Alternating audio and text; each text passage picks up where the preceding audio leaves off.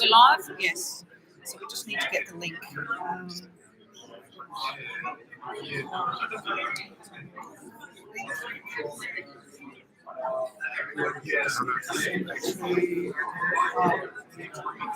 to have to get into my Gmail.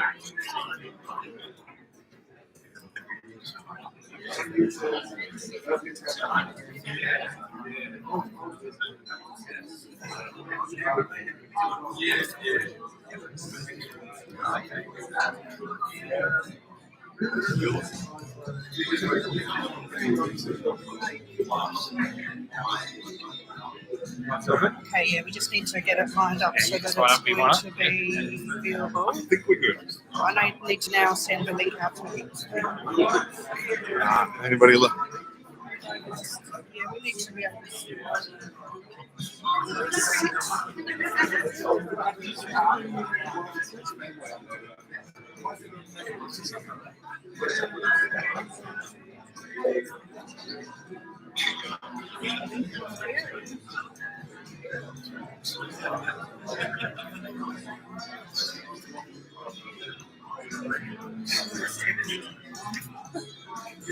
Good morning, everybody. Welcome to a very special celebration for a very, very special man. Just in preparation for today's service, if I could ask a little favour of you, if you do happen to have your mobile phones on you, could you please ensure that they're switched over to silent?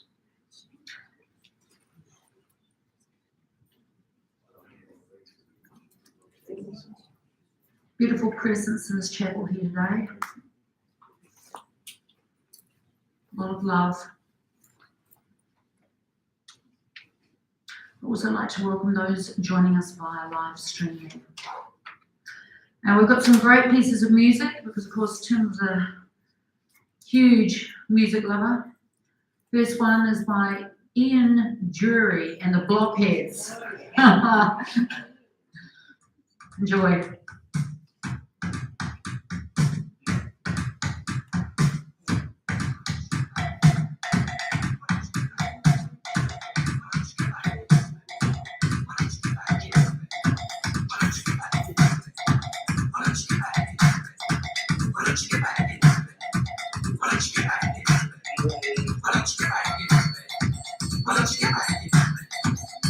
Reasons to be chill are three. Somebody home, the working home, running his foot and pumps. Atmosphere flowing, emotional pain, jump back in the hand, and Nelly goes. Anti-many scandals, dominate the count, all other mountains, your butt, CBD, mainstream green, being lost, orange touch, then the green berries, political shit, you can spare it, yellow salt, short to the electric, short to the electric, going on with the electric shit. Juice on the couch, smile on the front, I need to go to the front, anything. Don't say sweaty, that's what I like to sign on the front, curious for much, reasons to be cheerful, much for acting, much reasons to be cheerful, much for acting, much reasons to be cheerful, much for acting, much reasons to be cheerful. 1, 2, 3.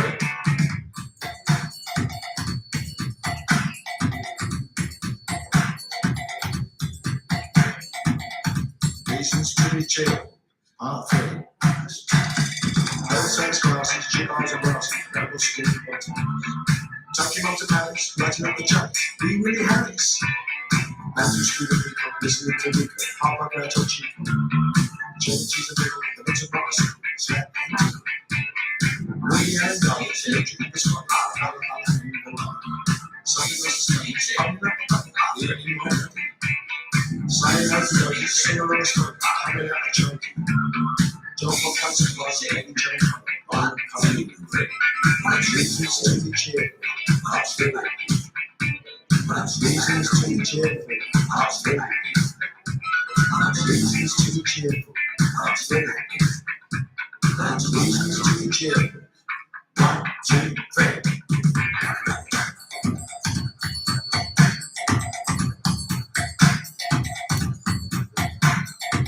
Yes, Shakespeare did, perhaps next year, maybe even now.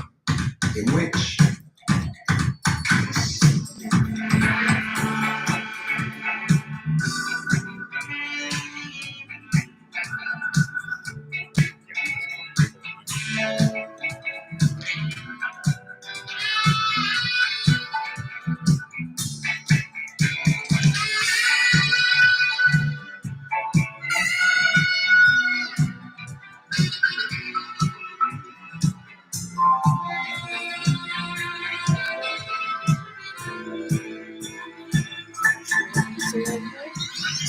Sunny Jim, sometimes Sunny Jim, sometimes Sunny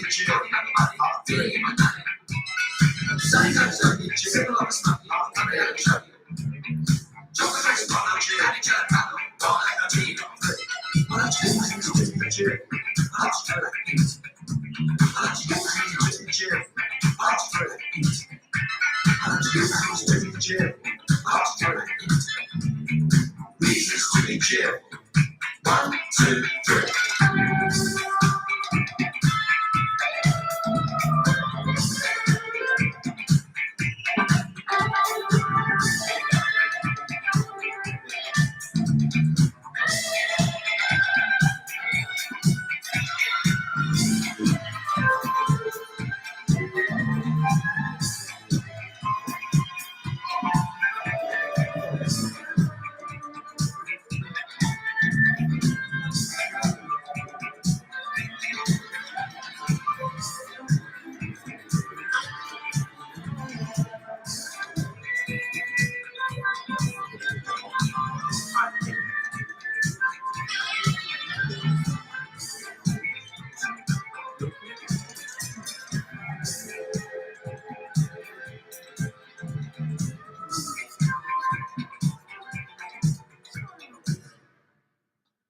Wow, I haven't heard that for a long time.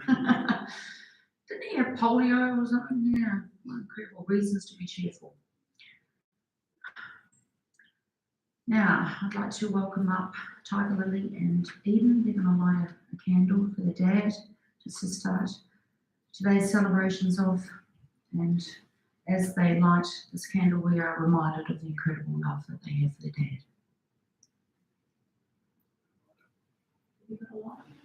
You haven't got a lighter? Has anyone got a lighter? Everyone's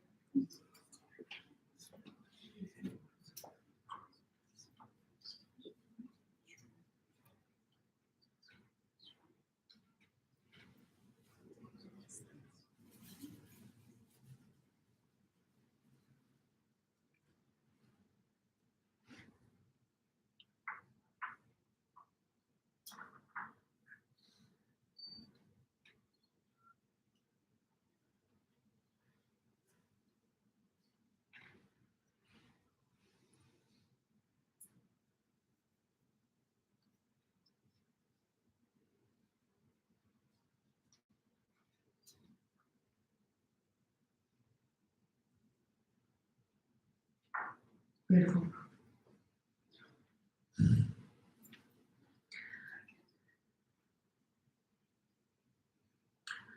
Welcome, ladies and gentlemen, to a very simple, no-fuss, dignified service as we honour and remember Tim's life with all of our love and fond memories. To those of you who haven't met me, my name is Janine, and I have been given the absolute honour of officiating over the service today, along with Michelle and her team from Tony Montes. They've been looking after Tim and all his loved ones since he passed. And on behalf of Rebecca, Tiger Lily, Eden, and all the greater family, I certainly welcome you here today as we all join together in celebrating, remembering and paying tribute to the life of this iconic man, beloved man, unique man, and totally irreplaceable man. He was a soulmate, he was a dad, he was a brother, he was an uncle, he was a cousin, and he was a dear friend and great mate to so many of you. The one and only Timothy David Jarrett, affectionately known as Tim, and I'm sure he had a lot of other nicknames as well. And of course, I had the pleasure of meeting Tim through dealing with Ray's service, and he truly was one of life's great characters, unique, a true individual. He was very intelligent, he was very fun-loving, incredibly creative, articulate. But, you know, I think in his essence, he was essentially a very kind man. He was a very generous man. He was a man with a big heart. It was full of empathy. He was full of love. He was selfless in so many ways. He put everybody's needs before his own. His life absolutely revolved around his kids, his family, his friends, and there was nothing he would not do or give for any of you. If you were in his heart, you were there to stay. Totally irreplaceable for many of you. And today we honour and remember his life with that which remains, all of our love and our fond memories. And at the conclusion, I certainly hope you can leave here with the beginning of a sense of healing and a sense of closure. I'd like to open today's celebrations with just a couple of words that really sprung to mind when thinking of Tim. And it's a bit of a mantra for me, and I hope it touches you too. I shall travel through this world but once. Any good that I can do, any kindness I can show to any human being or animal, let me do it now. Let me not deter it or neglect it, for I shall not pass this way again. And wouldn't the world be a better place if it was full of people just like Tim, living in the moment, showing only kindness and compassion and tolerance to every living creature, great or small. What a great thing to do in memory of Tim as we leave here today, to walk with that knowledge and walk with that determination to live like that. Now, at this point in the service, Rebecca and the family would just like to thank everyone, not just for your attendance, but also for the incredible love, care, and support that they've been experiencing through this incredibly difficult time. And I think we can all reflect that this perhaps is what life is all about. We certainly come together and we party together, but I think more importantly, we come together in the difficult times. We rally around and we support one another in love and unity. To any of you who travelled long distances to be here, thank you to all. Welcome. Again, welcome those joining us via live streaming and able to be here due to travel distances.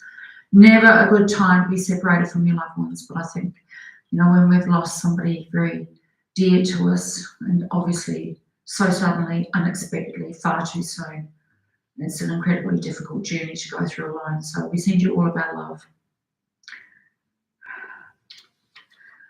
Well, ladies and gentlemen, family and friends, life, what an incredible trajectory we're on. What a wonderful journey.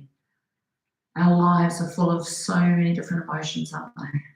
All of our hope, all of our expectations, all of our joy. But I think we can also reflect, this wonderful world that we live in sends us our fair share of difficulty, sadness, loss.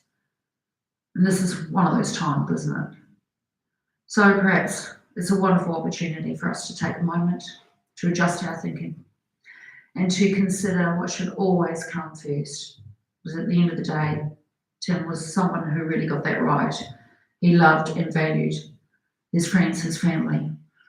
And, at the end of the day, I think it's all about family and friends, really, isn't it? They're our eternal joy. They're our eternal treasure. Now, we've got a few speakers today. We've got quite a few eulogies. He was a very loved man. He was a unique man. I'm going to start with a little bit of his life as written by Stephen Anne-Marie. Then I'm going to read from Rebecca's reflections. I'm going to invite Stephen Anne-Marie up. We've got some more eulogies to read. Then I'll open up the floor if anyone else would like to get up and say a few words. Tim was born on March the 6th, 1966 at Hindmarsh Memorial Hospital, Hindmarsh in South Australia. To his parents Ray and Horrie Jarrett. He had three sisters, Robin, who was 20 at the time, Stephanie, who was 13, Anne-Marie, who was 10, and they were all thrilled to have a little baby brother that they could dote on. Tim went to St. Margaret Mary's Primary School in Croydon, the same school his sisters attended. He attended Christian Brothers College in the city. Now, I don't know if I'm reading this correctly. This has got to be wrong. Surely it's right. However, the school's culture was a bit strict or conservative for the unique and lively Tim, and Mum managed to get him enrolled in the Port Adelaide Girls High School. How the heck did that happen? Is that a first? Oh, that is incredible. Good on you, Ray. Which suited his independent and interesting self much better, surrounded by girls. He enjoyed that school, I'm sure he did. During his first years at high school, Tim joined St John's volunteer service, which he also enjoyed. At around 18, he left home to share a flat in North Adelaide. He worked in a furniture factory for a few years, which he enjoyed. His love of the local live rock music scene started in his teens, and following them for years, he eventually became the singer for the band Fear and Loathing. Did anyone see him singing that? Cool. Can I do a little bit of bragging here? I was also in a rock band when I was 18, and we just got asked by a record company to re-release our music. And I just went over in May and did a concert there, sold out. 42 years later, they re-released it, and guess what? It went to #1 in the New Zealand charts. So long live music from the 80s. I think there's something to be said about it, hey? How cool is that? Now I'm going to read from Rebecca's, and then I'll invite Steph up and Anne-Marie. Tim, as a self-proclaimed Anglophile, so he lived anything English or British, put me to shame with his dandy fashion sense. We shared our passions for art, film, music, culture, and his diversely curated collection of vinyl, books, CDs, videos, and memorabilia was something that he shared with me and his friends very enthusiastically. I was warmly welcomed into the fabulous Jarrett family, and I particularly enjoyed Christmas Day. These hilarious, energetic, progressive women and children led by his mother Ray, who I admired for her dignified strength, intellect, and sassy humour. As co-parents, Tim and my individual attributes gave our kids exactly what they need and deserve. However, Tim's hunger for basically everything unusual and interesting was poured into the kids, and I remember a time where it was just me driving with Eden as a 3 or 4-year-old, saying, "Oh, look, Eden, it's a Morris 100. And he corrected me, Tim, saying, "No, it's a Morris 1000. That would drive me mad. The hardest thing I've ever laughed about was the time when we were pushing Tiger Lily in the swing in the backyard, and as she swung towards him, he'd make sure her tiny little feet would kick against him, and the force of this kick would set him off on a ballistic trajectory around the backyard, melodramatically falling over into a backwards somersault. Then he'd jump up and shout, 'Ouch!' and he'd throw himself into the fence, and he'd bounce off the fence, and he'd roll into the play tunnel. He'd come out the other side, he'd jump up, and he'd yell, 'Ow!' again, and then he'd jump onto the outdoor table and he'd fall off. A few more forward rolls until he collapsed on the ground. Tiger, Lily, and I were just screaming with laughter. No one can deny that Tim was made for fatherhood, was always entertaining, had so many characters, sayings, and anecdotes that kept myself and the kids amazed and delighted the majority of the time. The result is two amazingly well-adjusted, intelligent, worldly, socially conscious, respectful young people who also have that ferocious love in their hearts that they got from Tim and I. Tim was so proud of his kids and their achievements, as am I. I must say, though, that they've formed their own more sophisticated wit out of the foundation of dad jokes and puns from the both of us, as well as their own strong core of independence and self-awareness. There are no words that can cure or help the grief that they are feeling at Tim's, their dad's, sudden and devastating loss. But my dears, I want to say that you both have so much of your dad in you, and that is why you are the amazing people that you are.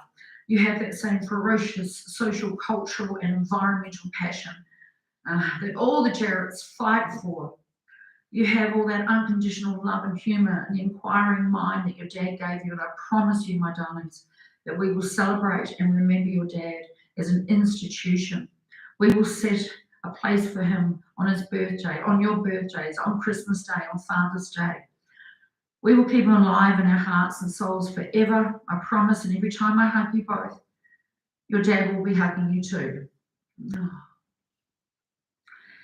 Dearest Tim, we will crave your presence every day, but will especially miss you at significant events as they arise in your beautiful children's lives. But I promise to always look after and support your darlings on your behalf. Thank you for being their dad, and thank you for the gift of our beautiful children. Okay. Steph and Anne-Marie, if you'd like to come, please.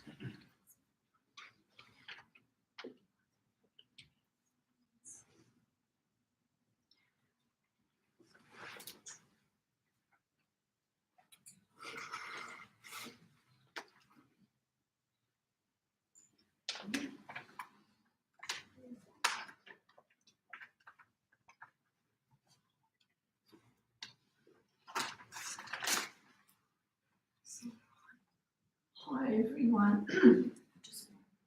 We are just two of Tim's three sisters and mothers here, of course, too. I'm feeling a bit shaky listening to Beck's words, and that comes with the children too. It's just so beautiful, just so moving, and captured Tim's spirit just so very much, and I feel that the words are so humble, but they're worth just reading anyway. Just to say what a joy it was to have a little brother, and very soon we saw what a lively, funny, gorgeous, unique little boy he was. We didn't expect more than just a lovely little brother. Very quickly he developed very close and lifelong friends that they did so much together. And when he was really little, he was like, sometimes he had four mums. Remember when Robin went away to join the Navy and she just left, and he was only a little baby. A few months old, and her dressing gown was hanging on the line, and he'd want to go and hug it. And we were all so moved by that. It was so beautiful. He just had such love for us all, so young. And Anne remembers when Mum would be busy or going out briefly, I don't remember exactly the details, but she remembers bottle feeding Tim. And we certainly remember just having, we were like little mothers, and we just loved that so much. But he was also really, really creative. It wasn't just, getting my mum buying him an outfit. He as an adolescent, he knew how to get army clothes, and with his mates, there was a huge empty sort of wasteland block over the fence, prickle bushes and all, and he'd dig trenches, and they'd have World War I trench warfare there. It was pretty full on, wonderful, and for a beautiful peace-loving pacifist, it was pretty good. And that was later in his young teens, 15s, 16s. There's a photo there. It was full-on Kiss. The full outfit, just looking so cool. But he sure was giving. As a young man, he did volunteer for Meals on Wheels, and what a joy it would have been to all those much older people that were volunteers to have this cool, interesting, lively young man going around, with the food, taking it to all those people, and he would have just made them feel really special. So that's how giving he was. And it didn't matter that he might have been the only one, he was an unusual age. No, that's a good thing to do, you just do it. And that's what he's like. And Tiger Lily and Eden a similar age to my youngest sister's boys. And he loved all his great nieces, his nieces and nephews and great nieces and nephews, and he'd visit Anne and all her family quite often, and so they had a lot of lovely times together. And we'd also, since Mum died, we started to do things together, and we all went to Michaela and my little grandsons and daughter, we went to the zoo together, and we had such an excellent time. I mean, Tim was just like a kid, running off just with the kids, and it was just such fun, and just the enthusiasm, you know, even for stick insects and everything. And in recent years, he came up with Eden once because Eden played soccer, and there Tim was always there to take Eden to his soccer games, and he called in to our place after going to Woodside and had a lovely afternoon. But the main things I remember in recent years was the long phone calls, quite often. And they'd often take an hour, because whatever I was interested in, he was interested and knew a lot about it, often more than I did. So we'd talk about World War I and World War II and human evolution, you know, like Neanderthal and sapiens and all, you know, the spread over the earth. The other unique quality, and he shared this, he didn't get to go overseas, but it didn't worry Tim, because nature was right there. It was in his street. It was where he was working. It was down at the beach. It was the airport. The airport had hundreds of different bird species and frogs and everything. And he'd just be full of the joy of all that and send photos. And, you know, there was a red-breasted, I forget what it was now, chat, I think, but there was this red-breasted bird that he found on Anzac Highway, and he sent the photo to me. And we worked out what the bird was. And it was always rich and exciting. And, you know, he'd have a break from his janitor and, you know, maintenance work and look at nature. It didn't matter. He didn't have to go anywhere. His backyard, he just loved his backyard for the lizards and insects and birds that walk. And that's where the injustice came in. He pined for the loss that our cities were losing their nature by the trees growing, by beautiful old villas being knocked down and harmless, treeless flats going up. And we talked a lot about that and the injustice against, you know, the poverty. We had a lot of talks like that. So his heart was always caring for everything, like a really, really amazing person. And I don't know, just the experience of, I don't know what else to say, but he was just such a great dad. You know, he's worked so much about his children and know everything to him. That was just so clear. But I'll just miss him so much, because I'll miss so much of what he gave up. And I love you, Tim, and I hope you're there. I saw an osprey on Mount Barker Summit the day after. 2 days after he died, I was up there because it helped the pain a bit, and they don't come that far inland, but it was there. And I was wondering if the bird was telling us, don't worry, Tim's in a beautiful place. I'm just here to tell you. And that was so special. So anyway, did you want to say something? Hi, I'm Anne, Tim's the younger of the three sisters, and I won't add a lot to what Stephanie has said, just a few early memories about Tim as a baby. I can remember my mum lamenting when Tim was older that she wished she was in a time where parenting was more modern, because she knew Tim would have been a happier baby if he could have been cuddled more. He was born in the days where you didn't touch them between their 4-hourly feeds, and he needed a lot more than a bottle every 4 hours. He was very loud. In fact, I had to share a room with him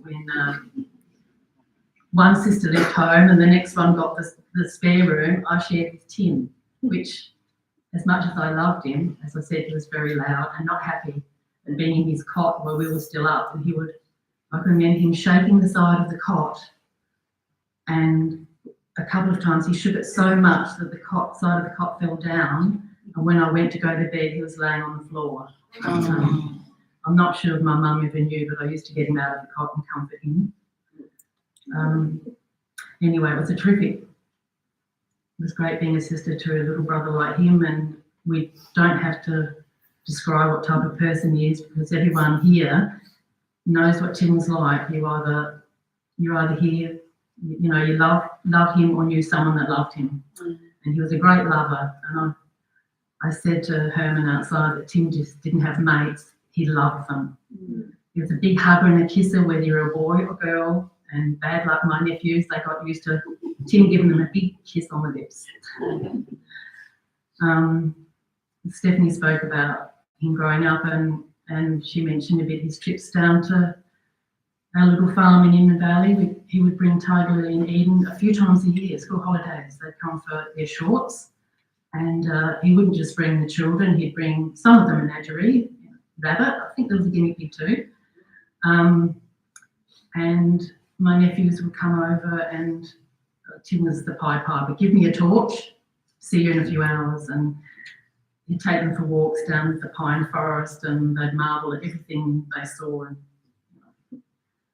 in the daytime, it was walks down to the dam, and the delight of finding a red-bellied black snake under a piece of wrought iron. But they were fantastic times,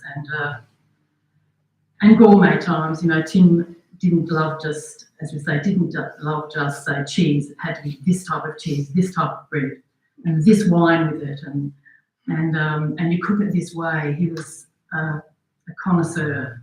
He wasn't attracted to the shiny and the new. He loved the old and the used, and he'd shine it himself. And our sentiments are all the same. We just can't believe it, and we all wish we had more time and what ifs and all of that. I tried, rather than speak anymore, I just had a couple of things. You know, I look through books and think, oh, that may be something to say. I've just got one verse of this hymn. Yes, it is from a Catholic chapel hymn. I couldn't find the one I wanted, but I'll just read this one about happiness. Happiness is where you are and what you want to be, and if you look, you're sure to find the rainbow of your dreams. Tomorrow's fuller than 1,000 yesterdays, with a vision of a new day in your heart. If the clouds should darken, you may turn your hopes on high. Sorrow isn't meant to shake you from your way of life. Just keep on looking for an answer to it all, with a vision of a new day in your heart. I hope that gives us some hope. Won't keep you much longer. And this I read, and I just thought it was something I wanted to share. The night sky showers its forever light as I in turn look out into the cluster of constellations. If I wait long enough, I'll see a shooting star, try and catch it and put it in my pocket. It carries the stuff we all come from, now falling from the heavens back to earth. In time, I'll see new life taking root in the ground. New lives fueled by love, bound one to the other and growing into tomorrow. And they're the words of Peter Garrett's from his memoir, Big Blue Sky. And the passion, and Tim had that energy and that passion of a person like him, and that gentleness. And there's just one thing to finish off that made me think of how we might be feeling today. Sometimes when one person is missing, the whole world seems depopulated. And that's how we feel today. Yeah. Thank you all for coming too. Beautiful. Let's put our hands together.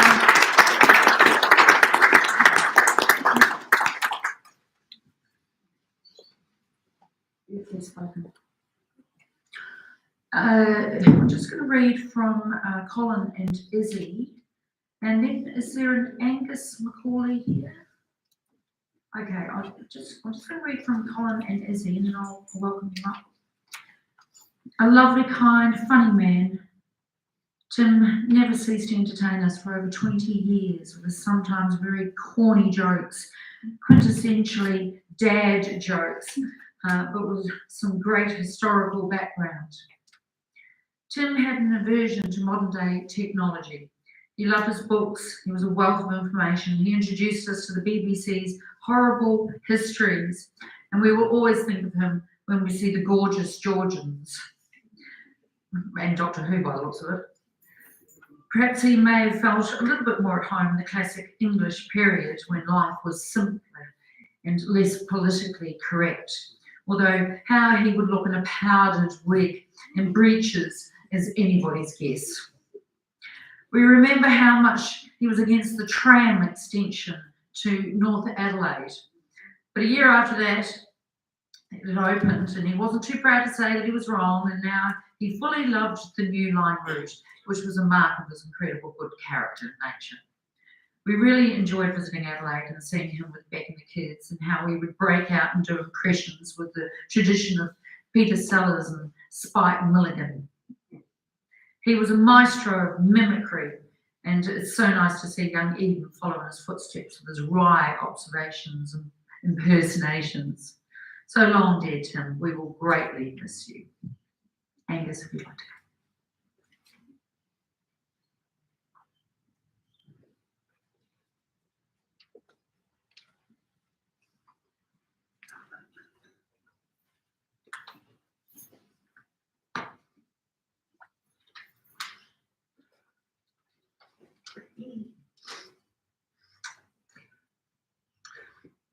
I first met Tim in 1989 when Tim worked into our workshop. We had an antique restoration workshop, and I'll never forget that day. His knowledge of antique restoration, the way we did our business, was really impressive. But it was his energy and his enthusiasm that stood out. And but even this was eclipsed by his sense of humour. He was a genuinely funny man. He offered us a 3 days' work as a trial, and of course we accepted. But by lunchtime, Ian, my business partner, and myself were nodding at each other. And at the end of the day, when he asked how he was going, I said, "Look, you're not going anywhere, pal. You've got a job. We'll have you as often as you can come in." I mean, we couldn't let our competitors have him. And besides, we wanted to hear those jokes every day. Tim's work ethic was absolutely outstanding, as was his loyalty and his camaraderie. He was very popular. The constant battle of wits between another employee, Felix, who's here today, and Tim were just hilarious and always helped the day go by. Tim worked for us for many years, and then he became a contractor and often did too. But beyond that, by then he'd become and remained a dear friend to us all. Most of you are aware of Tim's brazen sense of humour. It was truly bizarre at times, but absolutely hilarious. He had an encyclopedic knowledge of British humour, and he could quote the entire works of Peter Cook and Dudley Moore's Derek and Clive, complete with all the accents and all the drama that came with it. He probably could have been a world authority on Monty Python. Tim could get away, his delivery was just so comedic and so exceptional. He could get away telling jokes that no one else could tell. If I told some of his jokes, I'd be cancelled for the rest of my life. But he was so charming, he just got away with it every time. Tim never wanted fame and wealth. He was a person who was genuinely happy if he had enough. You know, well, many of us might talk about desiring, you know, the new iPhone 14 or perhaps a Galaxy, or the iPads are really nice. All Tim wanted was a 1997 Nokia and a $5 a month plan. That's all he wanted. He wasn't interested in data. He had absolutely no interest and no time for social media, and even the internet. He was quite cynical about it. And that always amazed me, how someone, he accumulated so much knowledge about things. He could tell you absolutely everything about some really diverse topics. So like 1970s and 80s krautrock, he just knew all about it. And then, then he'd switch over to World War II Russian tanks, and he'd know all about that too. The interesting thing about this, as far as I know, he's never Googled anything in his life. he attained all his knowledge the old-fashioned way, through books and discs and listening and talking. Libraries were a big thing. Libraries, books and discs were Tim's thing. And he was, as mentioned, he was an avid collector, but he's unlike a lot of collectors I know. It wasn't so much the object for Tim, it was all the stories that went with it, the things those old objects could tell you. In recent years, we'd catch up. I'd catch up with him most months, sometimes only a phone call. I always loved just talking with Tim, his observations and his humour, sometimes very cynical but very funny, was fantastic. I'd often give him advice on some of his business problems, usually related to some scumbag real estate agent or someone who wasn't paying him on time, because Tim was probably a little bit nice for business. I was honoured when he told me that I was like an older brother to him. And I tell you, I'm really going to miss my little brother. I'm really happy to say that Tim did indeed find happiness and joy in life when he became a parent. He loved Tiger Lily and Eden above all else, and he just loved being a dad. And he was fantastic at it. It was his mission and his passion. To Tiger and Eden, I say, many of us here have lost parents, and we know how the overwhelming sadness and shock we're feeling right now. That's just a matter of time. It might not seem so now, but the fact is the pain fades much faster than the memories. So the pain will fade, and it may not seem so now, but sometime, it might be months or it might be years, you'll look back on Tim and you'll share stories about him, you'll share his jokes, and you'll be rolling around the floor laughing, because he was an incredible humorist.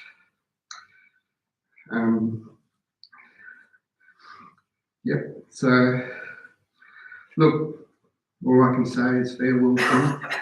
You're always going to be remembered, and in that way, Tim is going to be around and with us for a long, long time yet. So it was a pleasure and an honour to have Tim as a friend.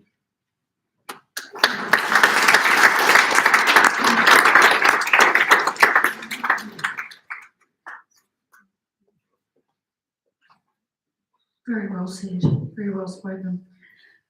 The pain diminishes much quicker than the memories. I love that. I'm now going to read from Robert Brokenmouth, who couldn't be here today, and I believe he's a bit of a music critic. Oh well, that got a laugh.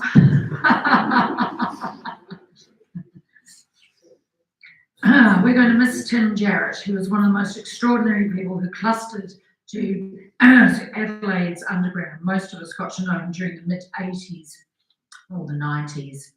Look around. Who are these old farts? And why are they here? This is not me speaking, by the way. Not from obligation, not for entertainment.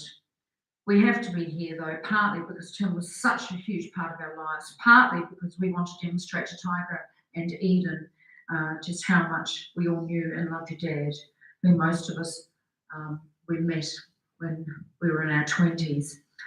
All around you was a network of acceptance, company, and potential support. Paul Slater and I met Tim and Vim one Easter at a little downstairs bar on Highney Street called Larkentinas. Oh, Larkentinas. Sorry. Obviously, I didn't go. Back then, this fact. Sorry? I'd just like Tajay. Oh, Tajay, yes. Back then, this fat, balding old fart was absurdly thin in 21 on stage with the Cosmic Psychos and the Fungus Brains on the third gig of their Adelaide tour. We weren't drinking very much, and the bar staff were furious with us, partly because us four were the only members of the audience. The next night was much the same until a bunch of Victorian cricketers tumbled down the stairs. Needless to say, we got to know each other rather well over those 2 nights. We all had common interests ranging from the still raging music and cultural wave we were part of to Anglo history, comedy and culture, to the stupidest things we could think of. I saw that boyish glee for the first time. His laughter, which pulled his entire face apart, was distinctive. Some 10 years later, Paul, Tim and bass player Bob Laymeyer, is that correct? Laymeyer? Would get together on Friday evenings for fish and chips, loud music and conversation, which always involved unreal and fantastic banter between Bob and Tim. Sometimes Tim, apparently high on whatever thought processes flushed through his brain, would deliver an impromptu comic monologue. In fact, Tim could deliver reams of facts on dozens of subjects. For example, he must have inadvertently memorized Julian Cope's book on krautrock. He was the original enthusiast of life history, people, reality. He loved discovering things that fascinated him. He loved his food. He loved his friends. He was often far too selfless and empathetic, but he could be loyal to a degree. His kindness and his generosity, his outrage and injustice and bad behaviour, and his sometimes bizarre sense of humour, made him a striking figure in the underground. Some of the phrases he came up with should be carved in stone somewhere. Bull's pizzle.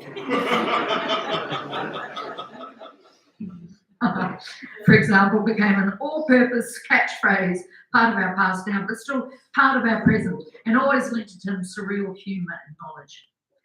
Tim was incredibly clever with his hands. While I'm no handyman, I'm reasonably capable, but Tim made me feel like all my fingers were broken thumbs. There was a warped and cracked table which had been left in the rain, and Tim rescued it, and over many months he lovingly restored it. His workmates thought it couldn't be done. Tim was determined and made the impossible possible, simply because he liked the grain and the design. You wouldn't have recognised that table had been transformed from firewood to a valuable antique. He was always terrifyingly busy. He was a blizzard, a rushing, fiercely determined man. Even so, work to him seemed like play. It's just that his idea of play was like playing in a semi-final. I recall visiting his home for the first time, realising that he'd left the radio on while he was out so that he could come home to soothing, light classical music. And I remember thinking how clever that was. If Tim had a fault, a real fault that is, it was that he was so often agreed to help people. On the rare occasion he said no, it was only because he simply couldn't. Tim Jarrett was a wonderful, extraordinary man. There's no one remotely like him. He was the most optimistic, boyishly moral man I've ever met. He was delightedly and unrepentantly himself. In some ways, he was many men, in others, he was just one. I have never seen this before and never will again. His DNA, his essential Timness, will stay with us forever. What a magnificent man. Does anyone else like to get up and say a few words? Oh, okay. You would like to? Yeah. Just briefly. Yeah. Oh. Thank you. Tim was just about, without exception, my oldest friend. The last time I'd seen him was 4 years ago. We drifted apart. But I was wearing this t-shirt, which he made for me. And it was like there was no passage of time in between. We just clicked back together because we were like brothers. In fact, people used to say the two-headed monster of Tim Bob or the married couple. There was the funniest man I'd ever seen in my life. He was beautiful. He was brilliant. When Paul Slater was in Japan, we decided to send him a packet of Burley. Paul was singularly unimpressed, so we sent him a used pizza box. That never made it, apparently. Oh dear. I don't have anything else to say, Tim. Valet, my brother.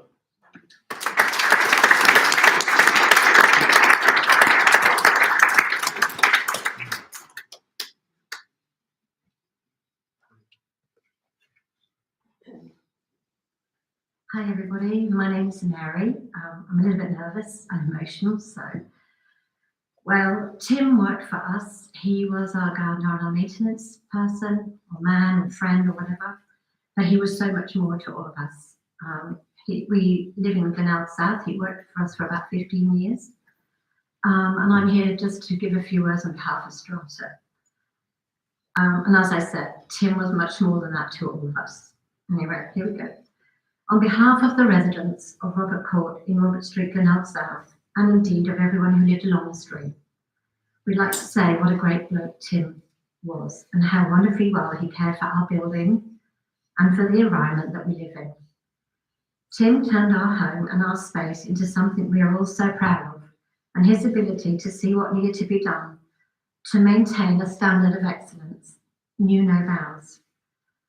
We never needed to worry about any aspect of our environment, as Tim had it all under control, seeing what needed to be done and making sure he did it to perfection.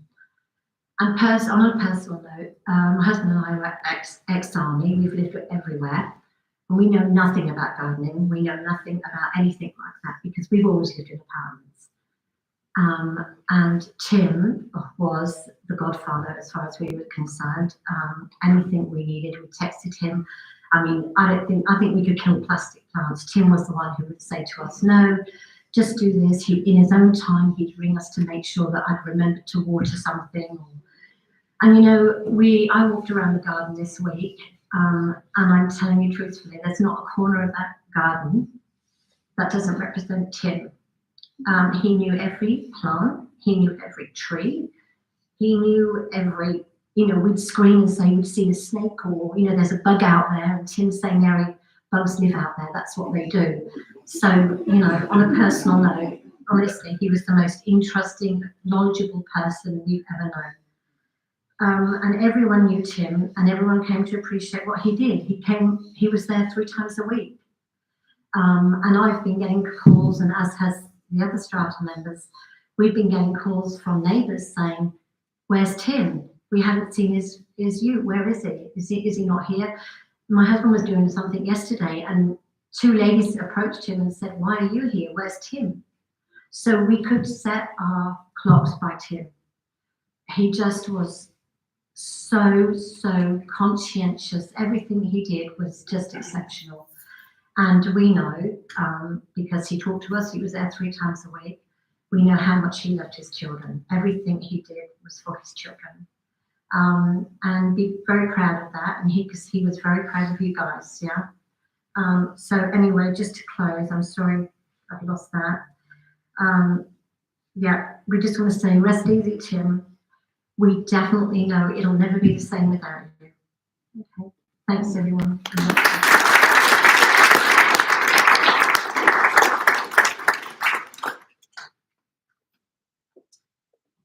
Family and friends, we're now going to watch an incredible photo presentation. Enjoy. Thank you.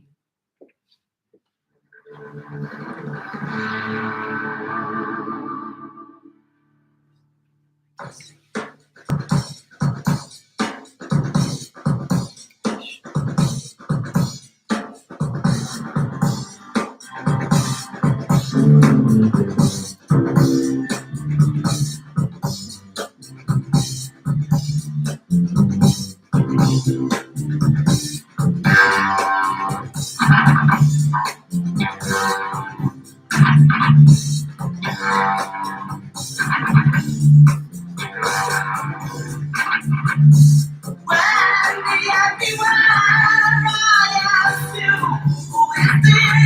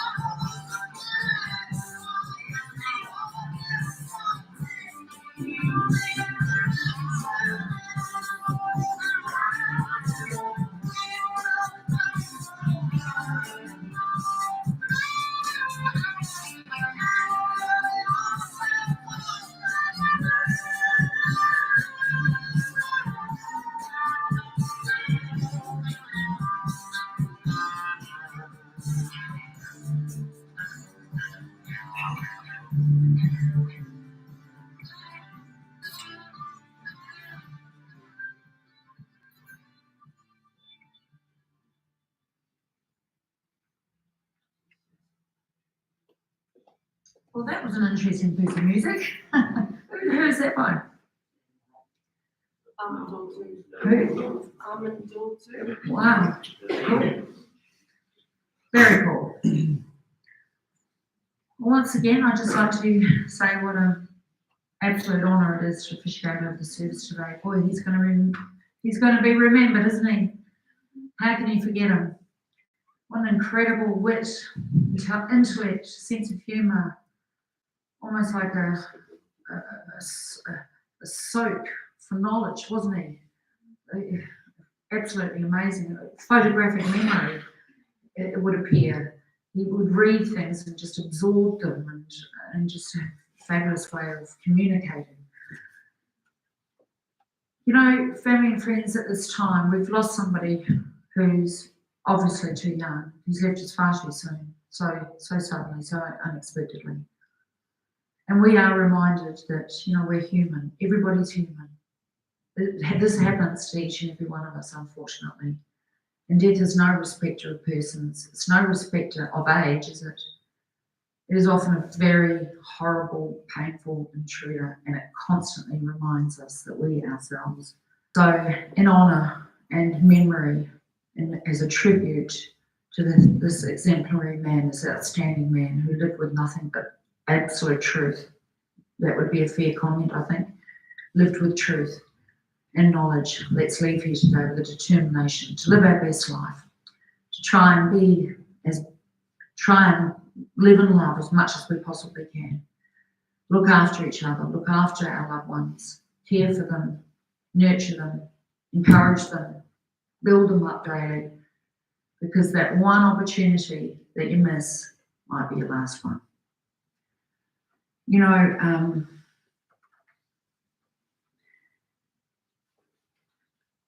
we've got a second part to today's service. We're going to Portage at 12. We've got a burial at Enfield at 12:30.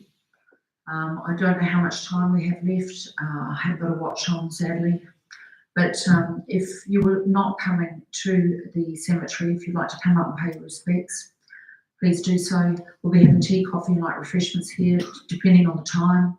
And then we'll be pallbearing out to the hearse, where we'll Portage. So if you're not going to be joining us at Enfield, please feel free to come up and spend some time.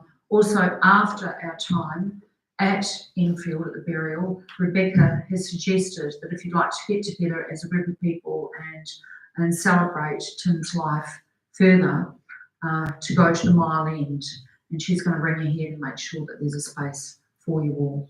So the Mile End Hotel, and I believe that's located on Henry Beach Road. So family and friends, once again, it has been an honour, and I'd just like to conclude with these words, that those who died yesterday, they had plans for today. And those who died this morning, well, they probably had plans for tonight. So let's not take life for granted, because in a blink of an eye, everything can change. So let's leave here with a determination to love one another, to forgive one another, to love with all of your heart, because you just never can tell. Thank you once again. It has been an absolute honour. And I really hope you can leave here with the beginning of a sense of healing and a sense of closure. For those of you who want to say your farewells, if you'd just like to come up, we'll open up these side doors. Awesome.